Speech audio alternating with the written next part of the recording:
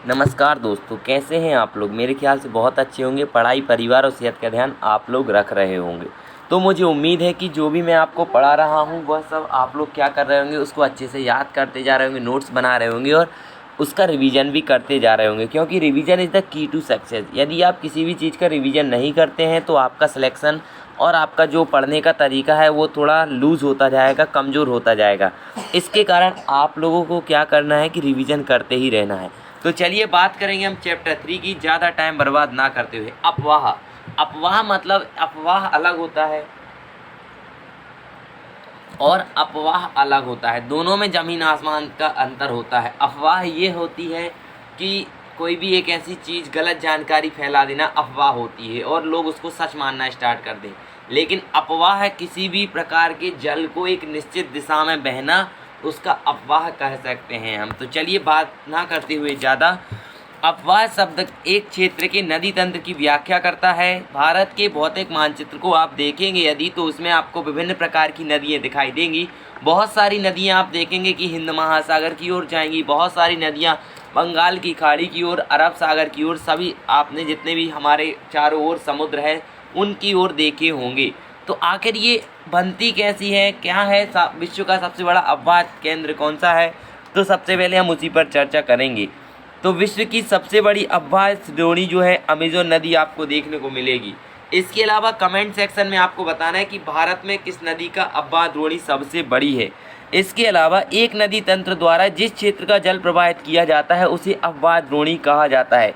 यानी अगर कोई नदी ऐसे बहती जा रही है तो वो क्या कहलाएगा, उसका अपवाह तंत्र कहलाएगा और उस नदी के जो नाम होगा उस नदी के साथ उसका द्रोणी शब्द जोड़ दिया जाता है। तो आप लोगों को ये मुख्य रूप से याद करना ही होगा, क्योंकि अपवाह जो है मुख्य रूप से कभी कभी उसको प्रभावित कैसे कर सकते हैं, उसके ढलान के आधार पर उसको प्रभावित किया जा सकता है। यदि कोई पहाड़ से नदी आ रही है तो वो नीचे की ओर ही जाएगी, ऐसा तो नहीं होगा कि भाई ऊपर की ओर नदी चलना स्टार्ट हो जाए। तो ये जो है दो प्रकार से आपको नदी देखने को, नदी का अपवाह तंत्र देखने को मिलेगा। एक तो पठारी क्षेत्र में, दूसरा पहाड़ी क्षेत्र में। लिखा भी है पर्वत या उच्च भूमि दो पड़ोसी अपवाह द्रोणियों को एक दूसरे से अलग करते हैं। चलिए तो हम आगे बात करते हैं। अगर तो भारत में अपवाह तंत्र की अगर बात करें तो एक तो इस प्रकार की नदियां होती हैं कि जो हिमालय से निकलती हैं, और दूसरी नदियां आपने देखी होगी कि प्रायद्वीप भारत से निकलती हैं, कुछ समुद्र में मिलती हैं और कुछ समुद्र में नहीं मिल पाती हैं। लेकिन हिमालय से निकलने वाली नदी बंगाल की खाड़ी में गिरती है। चलिए, तो भारत के दो मुख्य भौगोलिक क्षेत्रों से उत्पन्न होने के कारण हिमालय तथा प्रायद्वीपीय नदियां एक दूसरे से भिन्न हैं। हिमालय की अधिकतर नदियां बारहमासी नदियां होती हैं, क्योंकि यहाँ पर वर्ष भर बर्फ जमी रहती है और बर्फ पिघल कर इन नदियों में पानी की सप्लाई करती रहती है। इन मुख्य नदियों में अगर हम बात करें हिमालय की, तो आपको ब्रह्मपुत्र और सिंधु और गंगा नदी आपको देखने को मिलेगी, जो वर्ष भर बहती हैं और हमारे भारत को पानी की पूर्ति कराती हैं। इन नदियों ने पर्वतों को काटकर गार्जी का निर्माण, गार्ज जानते हैं, गड्ढे का नाम होता है, गार्ज का निर्माण किया है। हिमालय की नदियां अपनी उत्पत्ति के स्थान से लेकर समुद्र तक के लंबे रास्ते को तय करती हैं। ये अपने मार्ग में अपने मार्ग के ऊपरी भागों में तीव्र अपरदन क्रिया करती हैं और अपने साथ भारी मात्रा में सिल्ट और बालू का संवहन करती हैं। मध्य और निचले भागों में ये नदियां विसर्प, गोखुर झील और तथा अपने साथ बाढ़ वाले मैदानों में बहुत सी अन्य निक्षेपण आकृतियों का निर्माण करती हैं। यहाँ पर इम्पोर्टेंस यही है कि कौन कौन सी नदियाँ विभाजित कर सकते हैं आप। तो एक तो हिमालय वाली और दूसरी प्रायद्वीप भारत वाली। हिमालय वाली नदियाँ बारहमासी नदियाँ होती हैं जो वर्ष भर प्रवाहित होती हैं, क्योंकि इनको जल की आपूर्ति हिमालय से होती रहती है। प्रायद्वीप नदियाँ वर्ष भर नदियाँ नहीं होती हैं, यानी उनको मौसमी नदियाँ भी कहा जाता है। जब उनको पानी गिरता है तभी वो प्रवाहित हो पाती हैं, लेकिन बहुत सारी नदियाँ ऐसी हैं जो वर्ष भर प्रवाहित होती रहती हैं। इसके अलावा हिमालय वाली नदियाँ हैं अपने साथ गाद, बालू, मिट्टी वगैरह लाती हैं और नीचे बाढ़ जैसे हालात पैदा कर देती हैं। इसके अलावा ये आप लोगों को मालूम है गार्ज बनाती हैं, पुलिकट बनाती हैं, गोखुर झील बनाती हैं। ये आप लोगों को पहले ही बता दिया गया है, अधिकतर पहले ही बताया गया है कि प्रायद्वीप नदियाँ मौसमी नदियाँ होती हैं, क्योंकि इनका प्रवाह वर्षा पर निर्भर करता है। शुष्क मौसम में बड़ी नदियों का जल भी घटकर छोटी छोटी धाराओं में बहने लगता है। हिमालय की नदियों की तुलना में प्रायद्वीप नदियों की लंबाई कम और छिछली है, फिर भी इनमें से कुछ केंद्रीय उच्च भूमि से निकलती हैं तथा पश्चिम की तरफ बहती हैं। इसके अलावा आप लोगों को मैंने पश्चिमी घाट, पूर्वी घाट के बारे में पढ़ाया था, कोंकण तट के बारे में पढ़ाया था। इसके पहले वाले चैप्टर में नहीं पढ़ा है तो जाके ज़रूर पढ़िएगा। अब हम बात करेंगे नदियों का डिवाइड तो हमने कर दिया, अब लेकिन नदियाँ कौन कौन सी हैं उनके बारे में भी पढ़ना है। तो हिमालय की नदियों में आपको पहले ही बताया गया है, गंगा, ब्रह्मपुत्र, सिंधु, ये नदियाँ हैं और इनकी सहायक नदियों के बारे में हम पढ़ेंगे। सबसे पहले पढ़ेंगे हम सिंधु नदी तंत्र के बारे में। तो सिंधु नदी का उद्गम मानसरोवर झील के निकट तिब्बत में है। कहाँ पर है इसका उद्गम स्थल? मानसरोवर झील के निकट तिब्बत में आपको देखने को मिलेगा। पश्चिम की ओर बहती हुई नदी, यह नदी भारत में जम्मू कश्मीर के लद्दाख जिले से प्रवेश करती है। इस भाग में यह एक बहुत ही सुंदर दर्शनीय गार्ज मतलब एक गड्ढा का निर्माण करती है। इस क्षेत्र में बहुत सी सहायक नदियाँ जैसे जास्कर, नुब्रा, श्योक, हुंजा इस नदी में मिल जाती हैं। यानी कि सिंधु की सहायक नदियों में अगर आपसे एग्जाम में पूछा जाए तो जास्कर, नुब्रा और श्योक और हुंजा जो है वो आपकी सिंधु नदी की सहायक नदियाँ देखने को मिल जाएंगी। सिंधु नदी बलूचिस्तान तथा गिलगित से बहते हुए अटक में पर्वतीय क्षेत्र में निकलती है। सतलुज, ब्यास, रावी, चिनाब, झेलम ये भी आप लोगों को सिंधु की सहायक नदियां मिलेंगी, जो पाकिस्तान में मिठानकोट के पास सिंधु नदी में मिल जाती हैं। इसके बाद यह नदी दक्षिण की तरफ बहती है और अंत में कराची से पूर्व की ओर अरब सागर में मिल जाती है। सिंधु नदी के मैदान का ढाल बहुत धीमा है, ये भी आप याद रख सकते हैं। सिंधु द्रोणी का 1/3 से कुछ अधिक भाग भारत के जम्मू कश्मीर, हिमाचल और पंजाब में तथा शेष भाग पाकिस्तान में आपको देखने को मिलेगा। सिंधु नदी मुख्य रूप से पाकिस्तान में ही बहती है, लेकिन कुछ भाग जैसे कश्मीर, हिमाचल और पंजाब में देखने को मिलता है। 2900 किलोमीटर लंबी सिंधु नदी विश्व की सबसे लंबी नदियों में से एक है। इसके अलावा भारत ने सिंधु जल समझौता 1960 में किया था। इसके अनुसार भारत केवल सिंधु नदी के 20% जल का उपयोग करता है और 80% जल का उपयोग पाकिस्तान करता है। पूछा भी जा सकता है सिंधु जल समझौता कब हुआ, तो 1960 में हुआ था। और इसकी सहायक नदियां तो आपको याद रख लेना है, जास्कर, नुब्रा, श्योक, हुंजा, चिनाब, झेलम, सतलुज, ब्यास, रावी, ये इसकी सहायक नदियां हो जाएंगी। तो कहाँ से इसका उद्गम स्थल है? मानसरोवर झील के निकट तिब्बत में इसका उद्गम स्थल आप लोगों को देखने को मिल जाएगा। अब हम बात करते हैं गंगा नदी तंत्र के बारे में। तो गंगा की मुख्य धारा भागीरथी, जो कि गंगोत्री हिमानी से निकलती है। कहाँ से निकलती है अगर आपसे पूछा जाए तो भागीरथी गंगोत्री हिमानी से निकलती है तथा अलकनंदा उत्तराखंड के देवप्रयाग में इससे मिलती है। हरिद्वार के पास गंगा पर्वतीय भागों को छोड़कर मैदानी भागों में प्रवेश करती है। पूछा भी जा सकता है कहाँ पर ये मैदानी भागों में प्रवेश करती है, तो हरिद्वार के पास से ये पर्वतीय छोड़कर मैदान में आ जाती है। वो कहती है भाई अब दूर हो, मैंने बहुत लुका छिपी खेल ली, अब मैं मैदान में आऊँगी। कौन? गंगा नदी। लेकिन गंगा नदी की मुख्य धारा जिसे भागीरथी कहा जाता है वो गंगोत्री हिमानी से निकलती है। यह उत्तराखंड के देवप्रयाग से निकलती है। उसके बाद अगर हम बात करें अलकनंदा उत्तराखंड के पास, ठीक ना, वो उसमें मिल जाती है और हरिद्वार के पास जाकर यह पर्वतीय भाग छोड़कर मैदान में पहुंच जाती है। ठीक ना, इसको आप लोग नोट कीजिए जरा।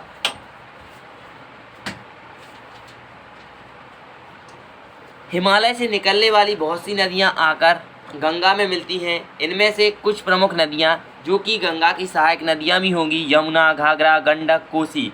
कोसी को बिहार का शोक कहा जाता है। यमुना नदी हिमालय की यमुनोत्री हिमानी से निकलती है, ये आपको याद रख लेना है। यह गंगा के दाहिनी किनारे से समानांतर बहती है तथा इलाहाबाद में गंगा में मिल जाती है। कहाँ? दाहिने किनारे से समानांतर तो बहती है, समानांतर होता है ऐसा ऐसा, लेकिन कहाँ मिलती है? ये इलाहाबाद में मिलती है, प्रयागराज में। घाघरा, गंडक, कोसी नेपाल हिमालय से निकलती हैं। कहाँ कहाँ से निकलती हैं? घाघरा, गंडक, कोसी नेपाल हिमालय से निकलती हैं। इनके कारण प्रत्येक वर्ष उत्तरी मैदान के कुछ हिस्सों में बाढ़ आ जाती है, जिससे बड़े पैमाने पर जान माल का नुकसान होता है। लेकिन ये वे नदियाँ हैं जो मिट्टी का उपजाऊपन प्रदान कर कृषि योग्य भूमि बना देती हैं। अगर हम बात करें इन नदियों को, अगर भारत में ये नदियाँ ना होती तो शायद भारत में बहुत सारे पानी की हमें कमी देखने को मिलती, क्योंकि यही नदियां हैं जो भारत को पानी की पूर्ति कराती हैं।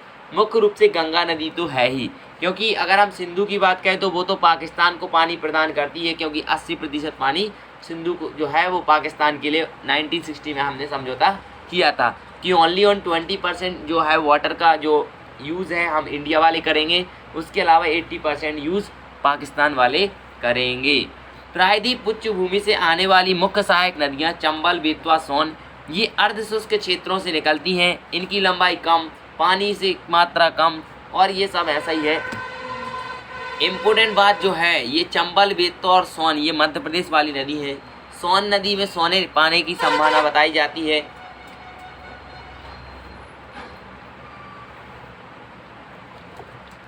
बाएं और दाहिने किनारे की सहायक नदियों के जल परिपूर्ण होकर गंगा पूर्व दिशा में पश्चिम बंगाल की फरक्का तक बहती है। यह गंगा डेल्टा का सबसे उत्तरी बिंदु है। कौन सा? पश्चिम बंगाल की फरक्का बिंदु, याद रख सकते हैं। यह नदी दो वर्गों में बढ़ जाती है, भागीरथी, हुगली, जो कि इसकी एक वितरिका है। वितरिका मतलब मैंने कल बढ़ाया था आप लोगों को, जैसे ये भारत का मैप है तो ये नदी है, एक धारा यहाँ, एक धारा यहाँ और एक धारा यहाँ, ये तीन धाराएं, यहाँ पे तीन वितरिकाएं हैं। धाराओं में बंटना मतलब वितरिका कहलाता है। मुख्य धारा दक्षिण की ओर बहती हुई, देखिए मुख्य धारा दक्षिण की ओर बहती हुई बांग्लादेश में प्रवेश करती है एवं ब्रह्मपुत्र नदी इससे आकर मिल जाती है। अंतिम चरण में गंगा और ब्रह्मपुत्र समुद्र में विलीन हो जाती हैं। इसके अलावा अगर हम बात करें, जब यह गंगा और ब्रह्मपुत्र समुद्र में विलीन होने से पहले मेघना के नाम से गंगा नदी को जाना जाता है। गंगा और ब्रह्मपुत्र के जल वाली यह बृहद नदी बंगाल की खाड़ी में मिल जाती है और इन नदियों के द्वारा बनाए गए डेल्टा को सुंदरबन डेल्टा के नाम से जाना जाता है, जो कि आपको पश्चिम बंगाल में देखने को मिलेंगे और इसे यूनेस्को में शामिल किया गया है, विश्व धरोहर सूची में शामिल किया गया है सुंदरबन डेल्टा को। सुंदरबन डेल्टा का नाम वहाँ पाए जाने वाले सुंदरी नामक वृक्षों के कारण पड़ा है, लेकिन जस्ट ए मिनट बच्चों, अगर हम अब बात करें तो वहाँ पर रॉयल बंगाल टाइगर भी बंगाल में आपको देखने को मिलेंगे। गंगा की लंबाई 2500 किलोमीटर है, जबकि सिंधु की लंबाई 2900 किलोमीटर है। इसके अलावा चित्र आप देख लीजिएगा, हमें उतना इंटरेस्ट नहीं है। अम्बाला से लेकर सुंदरबन तक मैदान की लंबाई 1800 किलोमीटर, परंतु इसका ढाल गिरावट मुश्किल, ये सब कोई काम का नहीं है। अगर आप चाहें तो पढ़ सकते हैं। एज योर रिस्पॉन्सिबिलिटी, आप पढ़ें, मेरी इसमें कोई रिस्पॉन्सिबिलिटी नहीं है कि आप इसको पढ़ें अथवा ना पढ़ें। जो इम्पोर्टेंट्स थे वो मैंने आपको पहले ही बता दिए। इसके अलावा अब हम बात करें ब्रह्मपुत्र नदी तंत्र की, तो ब्रह्मपुत्र के बारे में आपने सुना होगा, नहीं सुना है तो चीन में इसे सांगपो के नाम से भी जाना जाता है। ब्रह्मपुत्र नदी तिब्बत की मानसरोवर झील के पूर्व तथा सिंधु सतलुज के स्रोत से निकलती है, काफ़ी नज़दीक से। कहाँ से निकलती है? मानसरोवर के पास से आपको देखने को मिलेगी। लेकिन मानसरोवर से कौन सी निकलती है? तो सिंधु नदी निकलती है। लेकिन मानसरोवर झील के पूर्व से कौन सी नदी निकलती है? ब्रह्मपुत्र। इसकी लंबाई सिंधु से कुछ अधिक है, किंतु इसका अधिकतर मार्ग भारत के बाहर स्थित है। यह हिमालय के समानांतर पूरब की ओर बहती है। यानी ब्रह्मपुत्र नदी किस दिशा में? पूरब की ओर बहती है। नामचा बारवा शिखर के पास पहुंचकर यह अंग्रेजी के यू अक्षर जैसा मोड़ बनाती है। भारत के अरुणाचल प्रदेश में गार्ज के माध्यम से प्रवेश करती है। गार्ज मतलब गड्ढा होता है, मैंने पहले ही बताया है।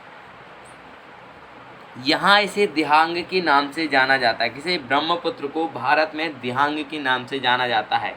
ये कहाँ से प्रवेश करती है? तो नामचा बरवा शिखर के पास। ये भारत के अरुणाचल प्रदेश से प्रवेश करती है और नामचा बरवा शिखर जो है वो वहाँ पर ये क्या करती है? यू पैटर्न में एक आकृति बनाती है। इसके अलावा तिब्बत में सांगपो, बांग्लादेश में तिब्बत एक शुष्क क्षेत्र है, ये सिल्ट बेल्ट ये कुछ काम का नहीं है, इसको छोड़ दो। लेकिन याद रखना तिब्बत में इसको सांगपो के नाम से जाना जाता है।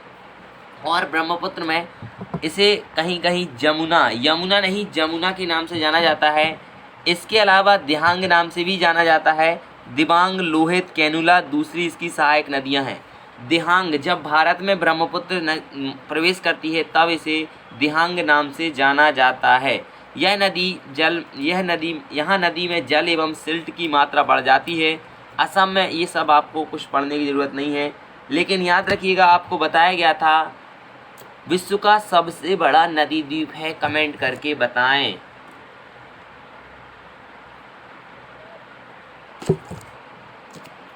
प्रत्येक वर्ष वर्षा ऋतु में यह नदी अपने किनारों से ऊपर बहने लगती है और बाढ़ के द्वारा असम और बांग्लादेश में बहुत अधिक क्षति पहुंचाती है। उत्तरी भारत की अन्य नदियों के विपरीत ब्रह्मपुत्र नदी में सिल्ट निक्षेपण की मात्रा बहुत अधिक होती है। इसके कारण नदी की सतह बढ़ जाती है और यह बार बार अपनी धारा और मार्ग बदलती रहती है। आपने सुना होगा। और डिजास्टर मैनेजमेंट से रिलेटेड जो आपका टॉपिक यूपीएससी मेंस में है वो यहाँ से क्वेश्चन बना सकता है कि असम की जो ब्रह्मपुत्र नदी के बारे में आपको जो बार बार बाढ़ आने के कारण पर विचार करने के लिए क्वेश्चन आ सकता है कि भाई असम में बार बार बाढ़ क्यों आती है, उसको रोकने के उपाय वगैरह वगैरह आपसे आएंगे। प्रायद्वीप नदियाँ, जो नदियाँ हिमालय से नहीं निकलती हैं, भारत के बीचों बीच जो प्रायद्वीप पठार है वहाँ से निकलती हैं और वहीं पर समाप्त हो जाती हैं, वो उन नदियों के बारे में हम बात करेंगे। तो प्रायद्वीप भारत में मुख्य जल विभाजक का निर्माण पश्चिमी घाट द्वारा होता है, जो पश्चिमी तट के निकट उत्तर से दक्षिण की ओर स्थित है। प्रायद्वीप भाग की अधिकतर मुख्य नदियाँ जैसे महानदी, गोदावरी, कृष्णा, कावेरी पूर्व की ओर बहती हैं तथा बंगाल की खाड़ी में गिर जाती हैं। ये नदियाँ अपने मुहाने पर डेल्टा का निर्माण करती हैं। पश्चिमी घाट से पश्चिम में बहने व अनेक छोटी धाराओं, इनको इतना इम्पोर्टेंस नहीं देना है। इम्पोर्टेंस हमें कहाँ देना है कि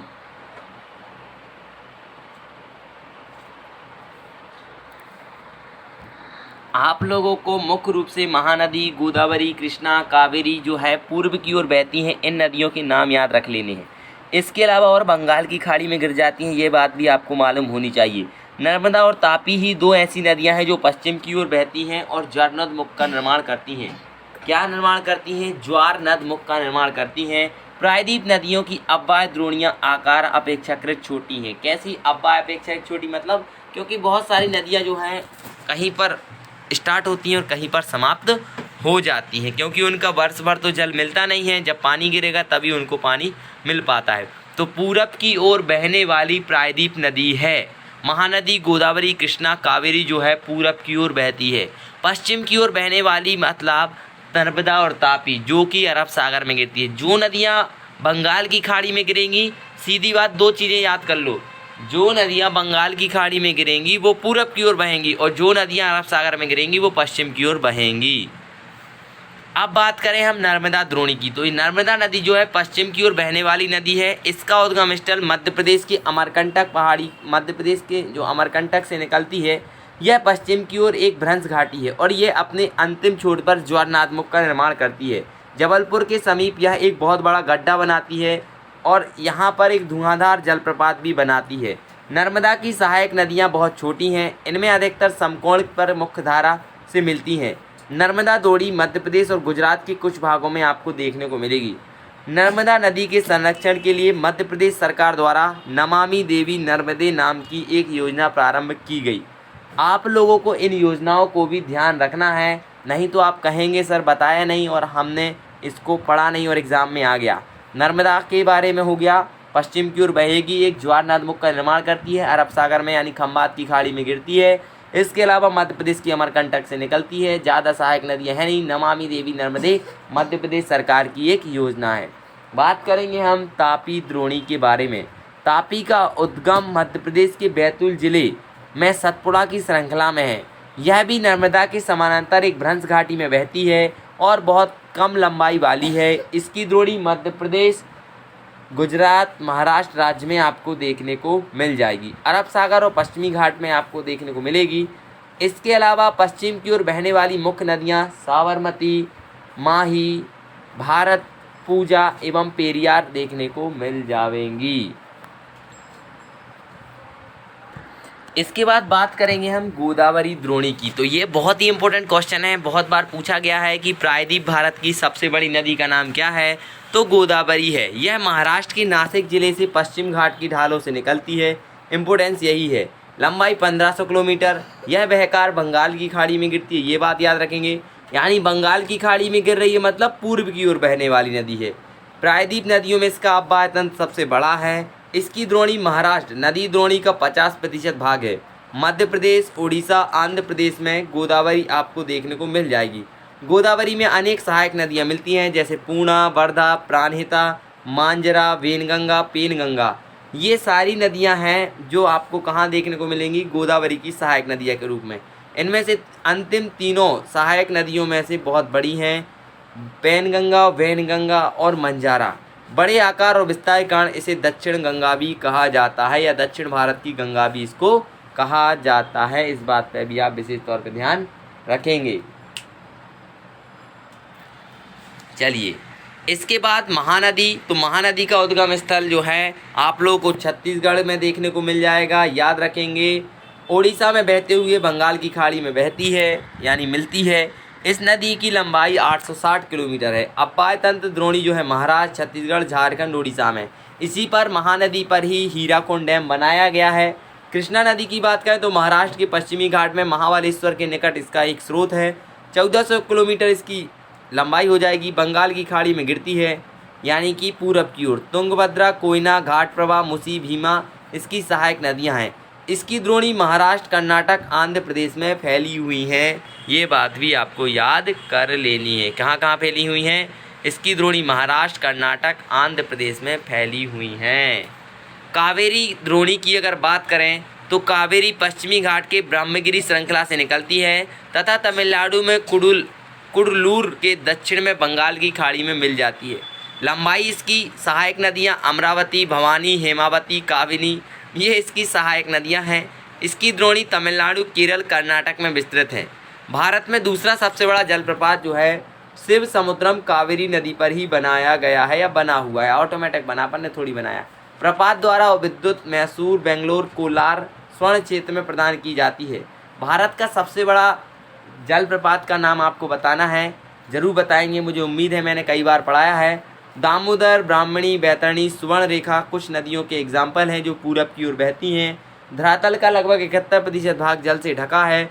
97% भाग जो है लवणीय है यानी नमक वाला है और 3% जल ही जो है वो स्वच्छ रूप में पाया जाता है, जिसका लगभग 3/4 भाग किस रूप में पाया जाता है? बर्फ़ के रूप में पाया जाता है।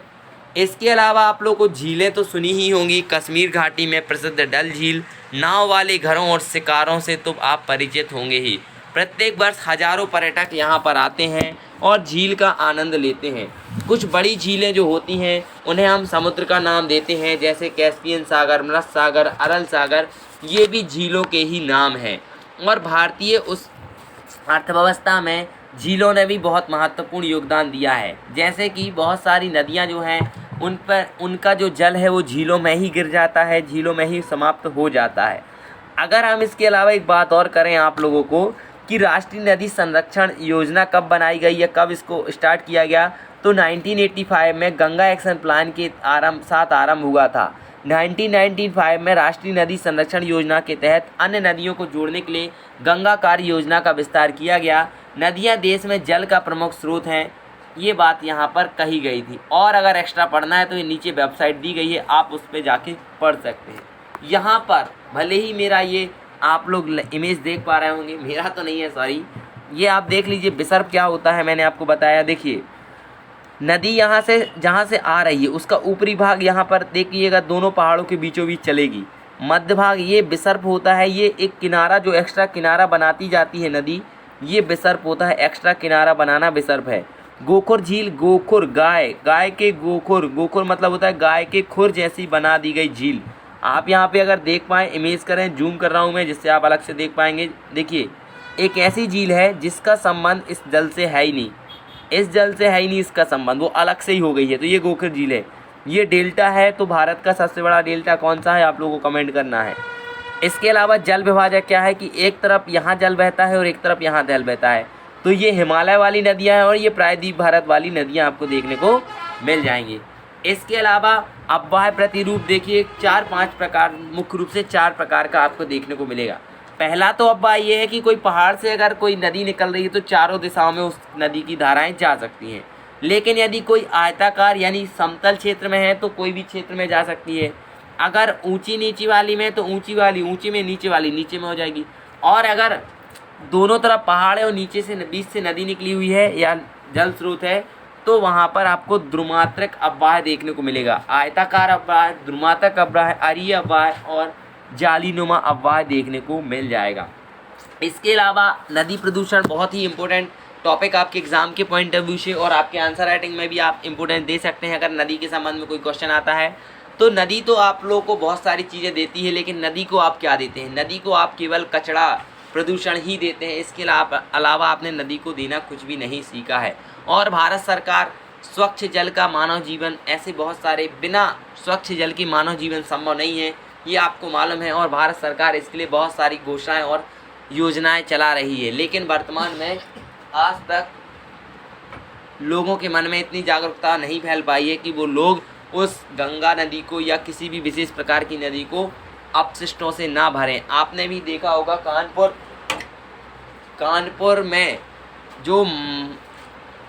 कानपुर में चमड़ा उद्योग है, गंगा नदी निकलती है। और बताइए कि उत्तर भारत का मैनचेस्टर कौन कहलाता है?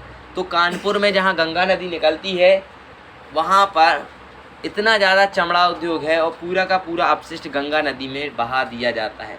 और अभी भी आपने दिल्ली में देखा होगा कितना जहरीला झाग गंगा नहीं है, यमुना नदी में फैला हुआ है। तो ये सब के कारण हमारी नदियाँ बहुत ज़्यादा प्रदूषित हो रही हैं।